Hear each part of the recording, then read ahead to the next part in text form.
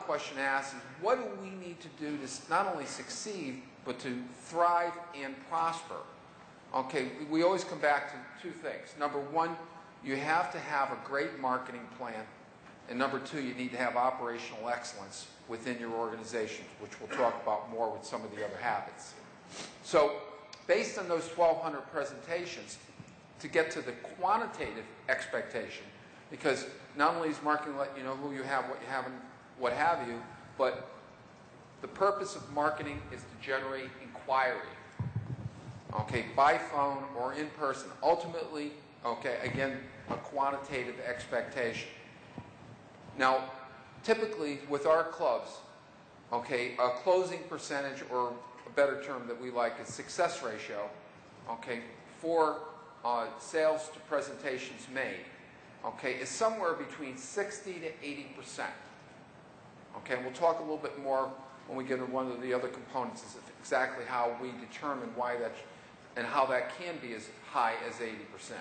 But again, we're saying that from the time that a presentation is made, either immediately or within 30 days from the time the presentation is made, okay, that sale should happen in 60 to 80% of the time.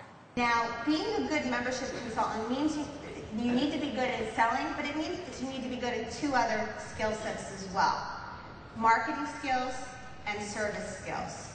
Okay? So good membership or fitness consultants need to have three key skills that they master.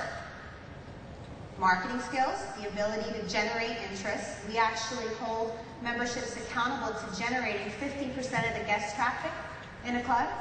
The second is selling skills, the ability, once you get a guest in front of you, to convert 60 to 85% of those guests to members. And then finally, service skills. The ability to service that member throughout the life of their membership so that they help to retain that member in our club and ultimately generate referrals. And that's how you can truly be successful as a membership consultant. So those are the three skills that we look for and develop. And sure, selling is one of them, but most times these days, it's not the selling skills that people have a challenge with, because you're going to ultimately enroll about 50% of the people that come into your club. And yes, you can get it up to 80, 85%. But generally, it's the marketing skills in a membership team or a membership consultant that we really need to work on these days. Teaching consultants on how to prospect, how to work our warm leads, our missed guests, our alumni members, our outreach, and so that they can be accountable and proactive in generating the presentations, as Ray and Chris said earlier, to get us to the goal. If our goal is to sell 100 memberships this month, we need to get 200 people in front of us, and our membership team needs to develop a strategy to get at least 100 of those 200 people in front of us, and our marketing will help to bring in the other 100. He was saying that what's really changed with the economy that's been happening right now is that banks and leasing companies are really looking more beyond than what your financial status is. In fact, he was telling us about an organization that was going for an SBA loan and had good financials. However, because they were not experienced in our industry, the banks were looking twice at it.